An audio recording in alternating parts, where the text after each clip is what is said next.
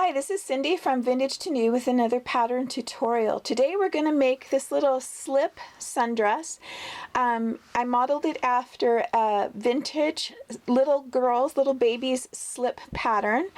I also added details like this lace here with the ribbon. It reminded me of Gunne Sax dresses that I used to wear when I was a teenager. So anyway, let's get started with our little baby slip dress. Before we get started, I wanted to talk with you about fabric selection. If you've ever watched Project Runway, you know that a lot of times the fabric they select makes or breaks the outfit that they make. This particular pattern, I used a fabric called Bodice. I don't know if you can see or not, but it's very sheer. You can see through it. It's very light. This happens to be a cotton poly blend. The reason I like that is it doesn't wrinkle as much as if it was just 100% cotton. The other nice thing is it was 60 inches wide. So this has been used for a long time. It's a very nice woven fabric. Again, it's Bodice, and that's what I use for this pattern. If you were to use a quilt weight cotton, like just white cotton off of the bolt, it would be very heavy and it wouldn't drape right. So what we've done is we cut out our front and our back. The front is on the fold and I just cut two of the back. I cut the bottom ruffle. I cut a bodice and a lining of the front and a bodice and a lining of the back. We're going to start working on the bodice front. What I did is I took the bottom of the bodice and I put it up to the neck. Okay, I wanted to find the center point and I just did a little press across this way, and then I have a press for the center front down that way. You could mark this with marking pencils or, you know, things that wash out, but I'm using very lightweight white fabric and I just wanted to be sure that it was going to disappear. So why not just use your iron to make that mark? The first thing I want to do is to take a piece of ribbon, and you can use satin or grosgrain or whatever you would like, and I'm going to center it above that mark, and I'm going to pin it into place, and I'm going to stitch it down on both sides of the ribbon so that it will lay nice and flat. So let me stitch that down and come back and show you what that looks like. Okay. You can see that I've stitched it down and I sewed really close to the edge. I took my time making sure that I was staying nice and straight and everything was going down nice and flat and smooth. Now I'm going to repeat the process going down the center front, putting a piece of ribbon, and then I'm going to attach a piece of lace over the top of it so that it looks something like that. This lace, you can run the ribbon through the center so it goes in and out if you would like, or you can just put it down and it shows through. And when I tack the lace down, I'm going to sew down both sides and attach it well. I'll show you what that looks like. You can see I've attached the ribbon. Now I'm going to attach the lace. Okay, I've sewn on my lace and I just sewed down each side of the ribbon, attaching the lace so it's still loose on the sides here, but it's sewn on both sides of the ribbon and it shows through very nicely. Okay, so the next thing we're going to do is put the right sides together of our bodice and the right sides together of our lining and sew the shoulder seams and press them open. Okay, this is the tab that's going to go in the center back. You cut out two pieces, put right sides together, sew 3/8 inch seams all the way around. Clip your corners off close to where you sewed but not into your stitching, and then to turn it right side out you just take something like a chopstick or something like that and you just work it so that you're pushing it right side out, and then you're going to work out those corners so that they're nice and square. Alright, and then you're going to press it so that it's nice and sharp corners. Okay, I want to show you that I've pinned it all the way around, and I placed my pin so that the heads of the pin are over here, okay, and the ends of my pin are not close to where I'm going to sew. Alright, on the ends of it here, I'm going to take the finished edge of the lace and I'm going to push it up to the raw edge of the lace at the top. See, I'm having a little angle there. And I'm going to come down and I'm going to pin it so that when I sew my seam for the center back right here, this lace is not going to get caught in that area. So about right there, again, putting my pin out of the way. So now it's pinned in place, and you can trim that off if you want to. All right, so it looks something like that. Now I'm going to take my lining and I'm going to place it right sides together over the top of this lace. And I'm going to match my shoulder seams, the backs, and everywhere, and pin this in place.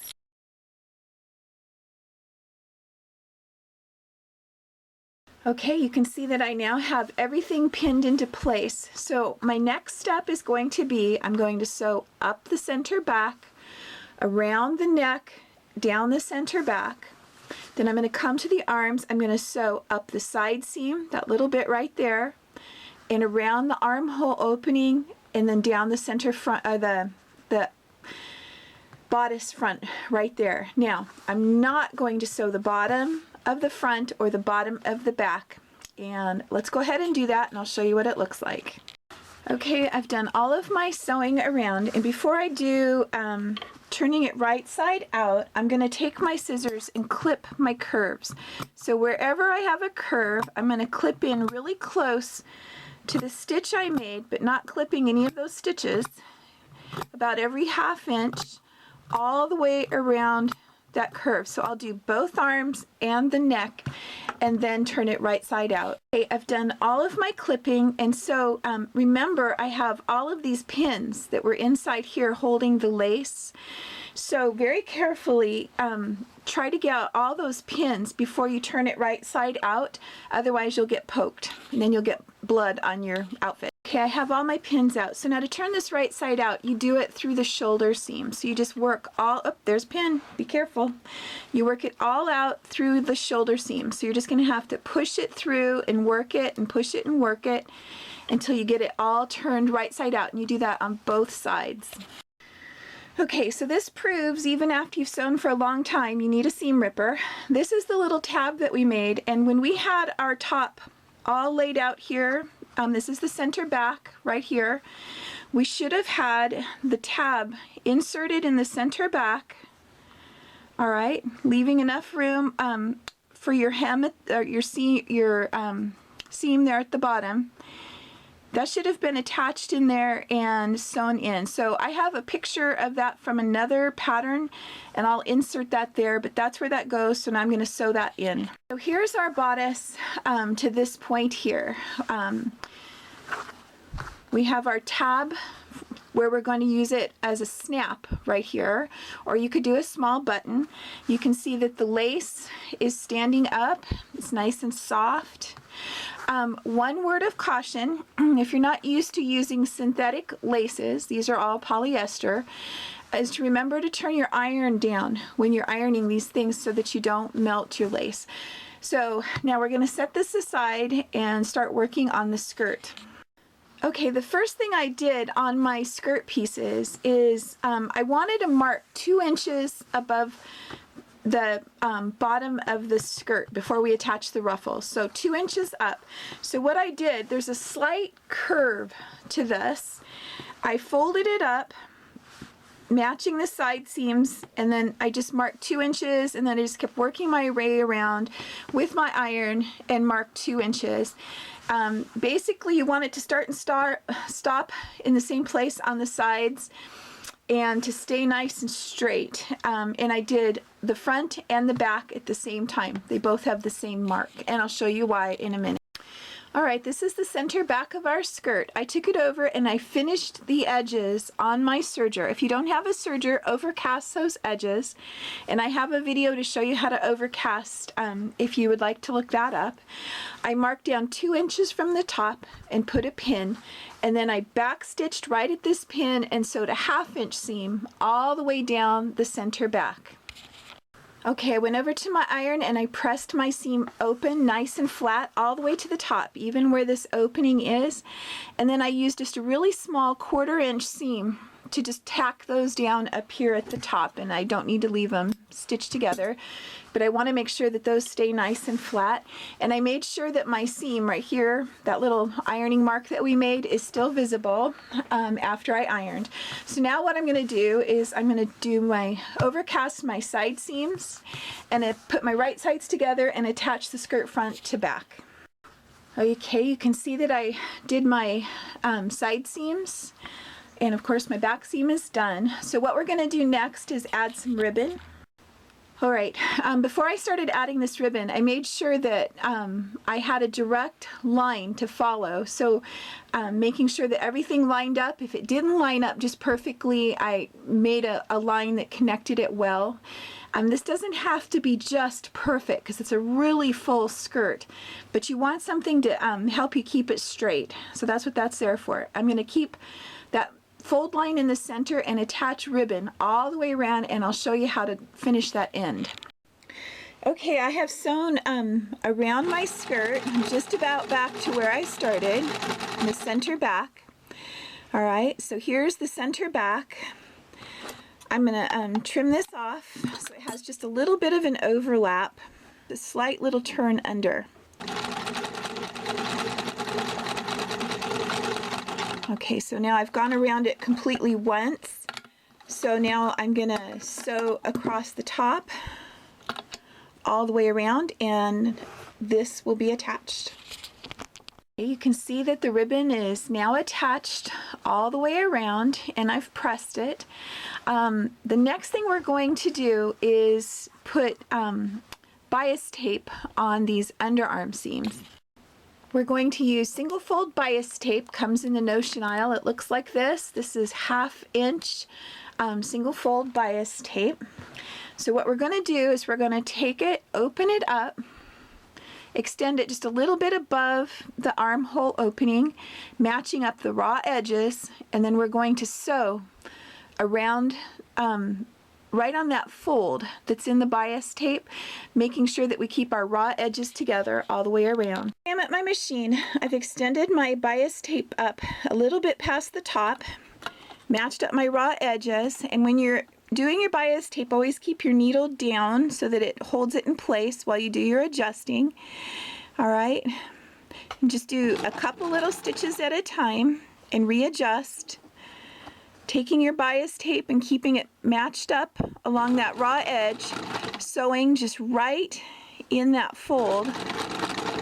And as you go around, keep under your presser foot nice and flat, but you're going to end up with bunches on the side. That's okay. It's the way it's supposed to go. And just keep working it a little bit at a time, keeping your needle down when you do your adjustments, until you can run it off the top. All right, then just cut your bias tape right there. Okay, because I took my time and kept it nice and smooth and flat, that's what your underarm should look like. There's no puckers or bunches anywhere. So now what we're going to do is we're going to take and put this in our machine, and we're going to top stitch on the bias tape a very small 1/8 of an inch away from the seam right there, catching that underneath fabric with our bias tape. So we're going to top stitch that down. Okay, so there's what that top stitch looks like. Now we're going to turn everything to the wrong side. We're going to fold our bias tape so that it goes down to that seam that we just sewed when we attached our bias tape. So basically you're folding it in half. Okay, then I'm going to turn it one more time to the inside, and we're going to have a really nice finished edge right there, and then we're going to top stitch that bias tape down on the inside, on the wrong side, right at that fold. And just like before, you need to take your time, do all of your turns, make sure that outside edge is just nice and perfect, and just top stitch it down, taking your time, especially at the bottom where this big curve is. Okay, see how it's bunching up over here? That's okay. You just want to keep it nice and flat under where you're sewing with a really nice outside edge.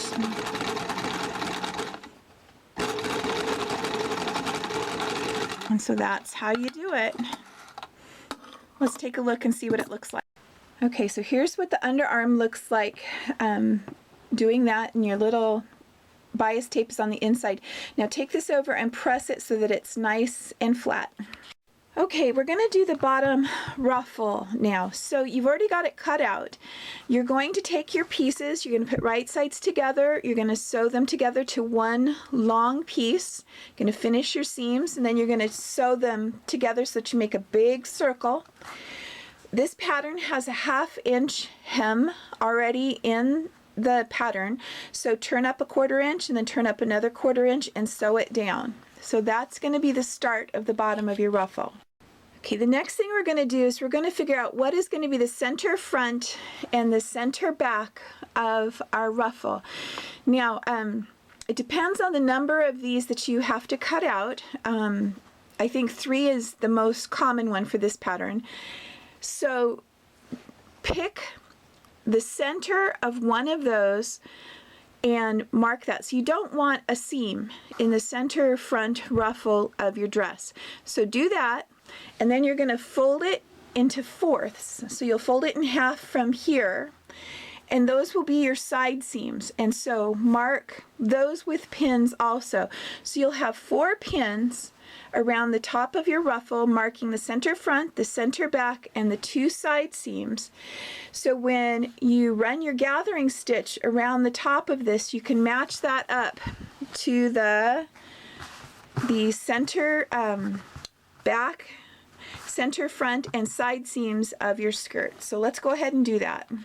Okay, so this is what it looks like. One tip I had is when you put your pins in, marking the center front, center back, and your side seams, put them down far enough that you can run your gathering stitch across the top and not disturb that pin, so you can leave it in place. So here I've pinned it to my center back and my center front, all right? And between that and my next pin, you can see that there is this much of the ruffle that needs to be gathered up to fit to the bottom of the skirt right there. So when I do that, I'm going to be pulling my bobbin thread, and you can pull the bobbin thread and do one side from the back all the way to the middle, and then you can do the other side from the back all the way to the other side. So you don't have to pull that one string all the way around. You can do it in halves by pulling the bobbin thread going both ways. Now, the reason that I do this into quarters like this is it gives me a reference point. If you don't have a reference point, you're going to start gathering your ruffle up, and you'll start out with a real bunchy bit and then end up with nothing, or vice versa. And it makes a really professional look if you have even amount of gathers all the way around. So I'm going to spend some time working my gathers, making them nice and even, and pinning it in place. Okay, we're getting ready to attach our ruffle, and as you can see, I have my gathers pretty even. If you notice up in here, if you just were to sew over that, it gets kind of bunchy.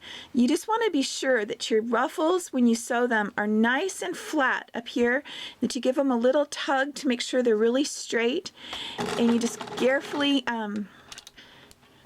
sew it on using your 3/8 inch seam all the way around.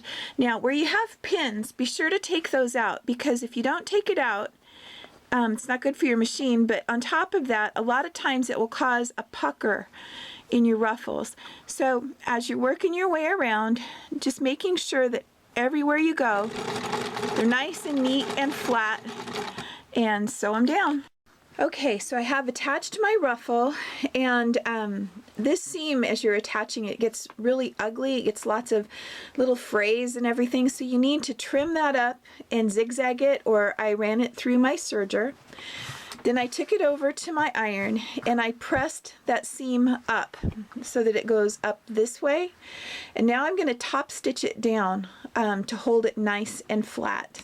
Okay, so here I am top stitching it down, and as I do it, you can see through the fabric that it's pressed up that way. I'm taking it and I'm kind of smoothing it out, making sure my top stitch stays nice and straight and even. And if I come across any little threads, I'm pulling them out and just making sure that that seam is nice and pretty, and I'll just continue all the way around. Okay, the last thing we're going to do to this hem is I have this lace. It's lace at the bottom, and it already has attached this little satin ribbon piece here. I'm going to start in the center back, and I'm going to make it so that the satin ribbon part stays right here on the skirt. Going to sew just right next to that satin ribbon along the top, and then I'm going to come back and do the bottom, and all of where I'm sewing stays above the ruffle. I don't want to be sewing down in the ruffle, just on the skirt part, but the lace will hang over the ruffle all the way around. And this is kind of my homage to a Gunne Sax dress, which was so popular when I was a teenager. So anyway, let's sew this on and see what it looks like. Okay, so how I'm going to do this is, here's where I sewed that top stitch, and here's the bottom of that part that has the ribbon on it, and I'm just going to match that up and then just stitch it on. I'm going to take my time going around matching this up so that it's nice and straight everywhere I go. And then once I get this on, I'll come back and sew across the top the same way. Okay, so here is what the skirt of our little dress looks like so far. Now we're going to work more on the bodice. Okay, I want you to take the bodice over to your sewing machine and open it up. And starting right here, I want you to sew a 3/8 inch seam all the way around the front and the back, but not the lining. You don't need to sew a 3/8 inch seam on the lining. So let me show you what that looks like.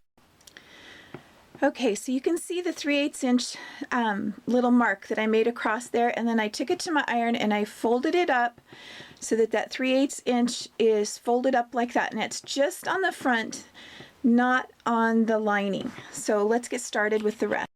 Okay, so I just marked the center front of the skirt, all right, and I ran a gathering stitch across the top, so from armpit to armpit, marking the center. Now what I'm going to do, it's a little bit tricky, so pay attention. Okay, so now I just pinned the wrong side of my skirt. So here's my right side. So here's the wrong side of my skirt to the right side of my facing. So when I'm done, I'm going to bring that the right side of the bodice down over the top of that. Okay, so for right now you have to know the wrong side of your skirt to the right side of your bodice. And now I'm going to gather this up and make it fit the front of the bodice. Okay, you can see that it's matched. Now it's really, really full. I want to show you that over here, so here is that underarm. Here's the underarm of the skirt, and we have that really nice edge. I'm going to put it just right next to the finished edge of that bodice so that when it turns in, it's going to be all encased in that little bodice area. It's going to look really nice. So I'm going to distribute these ruffles, these gathers, just as good as I can so that they're nice and even. I'm going to pin them in place. And then I'm going to sew across from armpit to armpit, attaching the gather of the skirt. Okay, this is so full, and you want to keep your gathers really straight like we talked about before. If you have something, this is the awl that comes with the little vinyl snaps I use, or you can use any kind of a little pointer that you might have. If you're really careful, you might even be able to use the end of your seam ripper. But you just get everything going in under your foot, nice and neat. And this will help hold it down as you work all of that fabric through. Okay, I've got that all sewn on, as you can see, going across there, and I've trimmed up all of those strings that get kind of ugly in there. So now I'm going to take this side and I'm going to turn it so that that little side seam that we sewed before is right there at that armpit, and I'm going to fold it down, make a really nice turn right there so it looks nice and neat at the edge. And the end right here that we pressed up, we're going to put that so it goes right down over the stitch that we just did to attach the skirt to the bodice, and I'm going to pin that in place. So I'm going to pin all the way across. Okay, I don't know if you can see that. Okay. I'm going to do a really nice turn, and then I'm going to take that edge that we turned under, and there's the edge where we just sewed the skirt onto the bodice, and I'm going to pin that, just covering that stitching. So I'm going to go all the way across, just covering the stitching with that part that we turned up and pressed, and it should fit perfectly. Okay, see how that looks? So I'm going to take time and pin it all the way across. How I have it pinned all the way across. So now what I'm going to do is I'm going to go back over to my machine, and right along this fold, less than 1/8 of an inch, I'm going to top stitch all the way along that edge, all the way to the other side. Now, this is a really important seam. You take your time and go very straight. Wherever you start out, whatever width of a top stitch you're going to use there, continue it all the way across because it will show. But when you're done, it'll look like you just top stitched it in place, and you'll have a beautiful finished seam on the inside and the outside. Okay, so here is what the front looks like. You can see we have a nice arm opening there, and it lays nice and flat. Okay, so now we're going to move on to the back. But before we get started, that part that we left open here at the top, right here in the seam, right where it goes down into that seam, go back and forth 3 times, sewing so that it can't rip into the seam. So now we're going to do the same thing. Well, first of all, we're going to trim off the extra bias tape. I should have told you that before too. We're going to gather this up, and we're going to do the same thing. We're going to put the wrong side of the skirt to the right side of the back bodice, and we're going to gather that all up on both sides of the back bodice. So just like the skirt front, we've taken the back bodice, and this is the center back, and we have the center back of our skirt. We have the wrong side of our skirt to the right side of our bodice. We have it pinned in place. We're going to sew it, and then we're going to bring up the bodice and top stitch it down just like we did before. Okay, so I attached the back the same way that I did the front. Okay, so take it over and press it. And now I'm going to attach a bow to the front. I got about 25 inches of ribbon. You decide how long you want your ribbon to be for a bow. I'm going to take it and find the center-ish. Okay, make a loop. Go around, keeping no twists in it as I go. Push it through. Pull it down into a bow. Now, just take time and work it until you're happy with how your bow looks. Okay, so that's how I want my bow to be. So I'm going to fold it in half and run these little ribbon tails alongside of each other. Decide where I want it to go down to. I want it to be about right there. I'm going to clip it at a nice 45-degree angle. This is where it's really important to use your lighter. And I'm just going to melt the ends of both of those. Okay, just ran my lighter across them.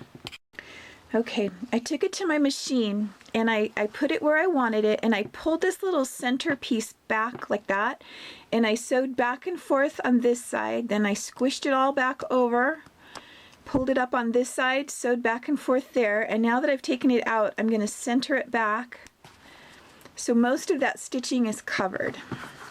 So I have a nice machine attached bow.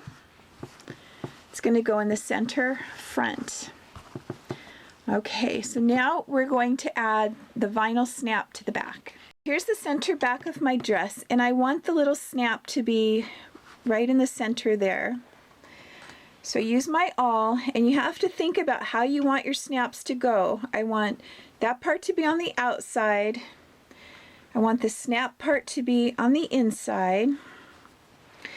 And you just put it like that, and you use your little tool, get it seated in there, and give it a squeeze. All right. Now, I want to line everything up, okay, so that it's nice and closed in the back. All right. And then I want to center my snap in the center of that one, so right there. All right. Now, this is where you have to really be thinking, because if you mess up with these, they're really, really hard to take apart. Okay, you take the cap of this one and you put it on the inside of the dress, coming up. And this part of the snap goes on here. All right, and you double check just to be sure that you have everything right where you want it and that it would snap right. If it's right there, and then you go ahead and squeeze it shut. Squeeze it shut using your little tool again. All right, and then you snap it closed, and there's the back of your little dress. All right. Okay, the very last thing I'm going to do is I'm going to put two little buttons here on the front. Now, this is for a baby, an infant, so you've got to be sure that you get your buttons very securely attached. So I have double thread, and I'm going to go through the shank of the button 6 times, sewing it through here. All right, and then I'm going to knot it off, and then I'm going to sew the other button. So it'll look something like that. So I'm going to secure these, and then I'll be back.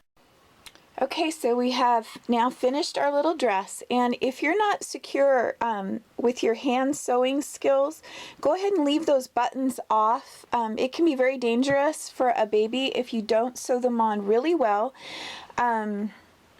And like I said, just be careful with that, and it's just an accessory, it's not a necessity.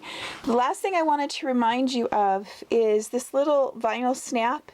You cannot iron that, and you can't touch it with your iron or it will melt. So I hope you enjoyed this pattern, and until next time, this is Cindy from Vintage to New.